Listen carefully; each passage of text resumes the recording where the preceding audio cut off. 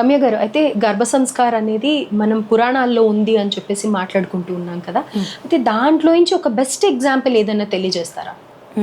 Definitely అండి. The best example అని చెప్తే యూజువల్లీ మీరు అభిమన్యుడు స్టోరీ వినే ఉంటారు.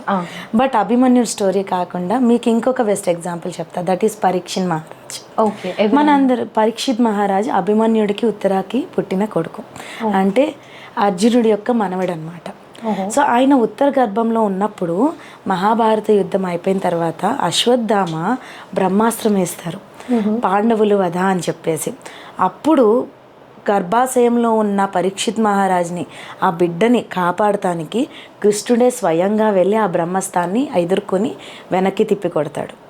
ఆ ఘట్టాన్నంతా చూసిన పరీక్షిత్ మహారాజు జన్మ తీసుకున్న మొదలు ఈ వ్యక్తి ఎవరు, నేను చూశాను, నా గర్భంలో ఉన్నప్పుడు నన్ను సేవ్ చేశాడు, నేను ఏదో వెలుగు నా వైపు వస్తుంది, అమ్మ కంగారు పడుతుంది, నాకు అదంతా తెలుస్తుంది, కానీ నా దగ్గరికి చేరకుండానే, ఆ చెడేది చేరకుండానే నన్ను కాపాడిన ఆ వ్యక్తి ఎవరని తను లైఫ్ లాంగ్ వెతుకుతూనే ఉంటూ చివరికి తెలుసుకుంటాడు. ఆ పరమాత్మ మహాకృష్ణుడు ఆయనే వచ్చి నన్ను కాపాడాడు, ఆయన గురించి కథలు చెప్పడమే నా యొక్క జీవిత ఉద్దేశం అని చివరి రోజుల్లో భాగవత కథలు అనేవి ఆయన ద్వారా వస్తాయి.